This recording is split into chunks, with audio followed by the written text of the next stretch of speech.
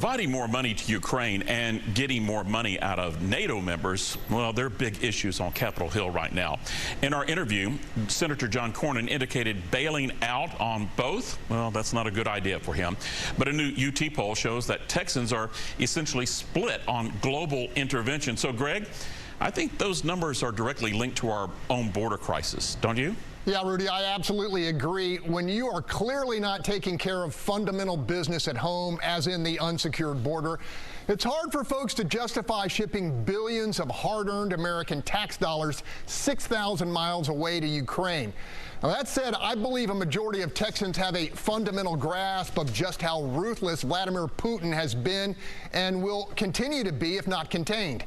I noted the date 1938 earlier because that's when Britain's Prime Minister Neville Chamberlain claimed to have achieved peace in our time by appeasing Adolf Hitler after the Germans seized Austria and the Sudetenland by military force.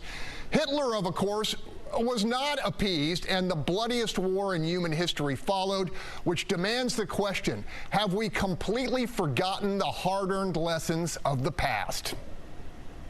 Yeah, and we all know what happens with that. We repeat it. You know, I agree. There's a lot of frustration about the impression that the Biden administration wants to protect another country's border and not our own border. Stephen, there are a lot of defense contractors, though, up in North Texas. What are you hearing about the Ukraine aid?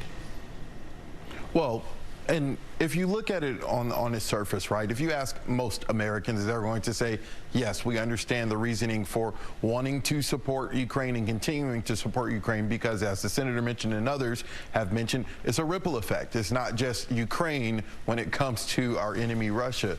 But if you talk to Texas voters, specifically people who are actually participate in voting in Texas, they recognize, like Greg mentioned, there's a problem on our border. And so seeing all of those funds go to something that does not directly impact Texans or Americans is a tough pill for people to swallow. And then you have another group of people who may not necessarily are focused on the border, but still look at all those dollars and say they could be better spent in the U.S.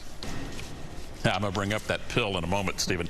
Senator Cornyn seems to be offering his own Teddy Roosevelt impersonation, you know, swinging a big stick on isolationism. But hearing him downplay what Trump said, you know, encouraging Russia to invade a NATO nation, wow, here it is, that hard pill to swallow. Greg, that Trump comment didn't play well here in Austin. What did you hear in Houston? Look, Rudy, for many it sounded like crazy town, given the justified shock inflicted on hundreds of millions of Europeans with whom we have been allied for 8 decades. Now, of course, there are others who simply rationalize Trump's statement as playing hardball with nations who have welched on carrying their fair share of the load.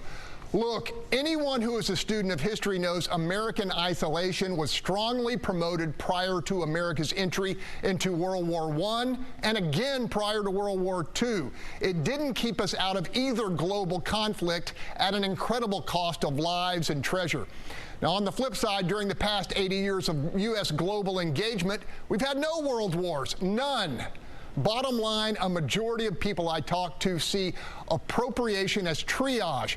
Assure them you have stabilized the most life-threatening wound first, the border, and then address the other critical needs.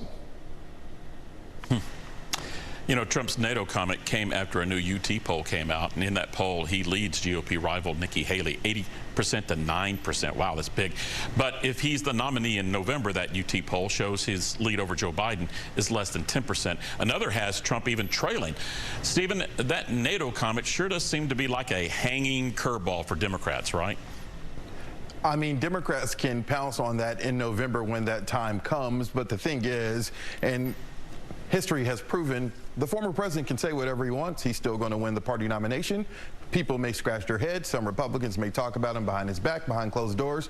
But the point is, everyone is lining up, kissing the ring, and changing their opinions, including the senator, in a way, of him saying the Republican Party has passed Trump and now endorsed Trump.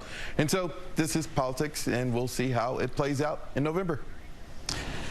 Senator Cornyn thinks that the GOP-controlled House may attach its border bill to the Senate border plan, and that could break this log jam. Greg, you think that's the sugar to help this poison pill to go down? Look, Rudy, in poker terms, that could be the call to the President Biden's bluff. Question is, how desperate is the president to unlock dollars for Ukraine? The other question is whether former President Stephen, Trump truly wants to keep the border chaos rolling through November.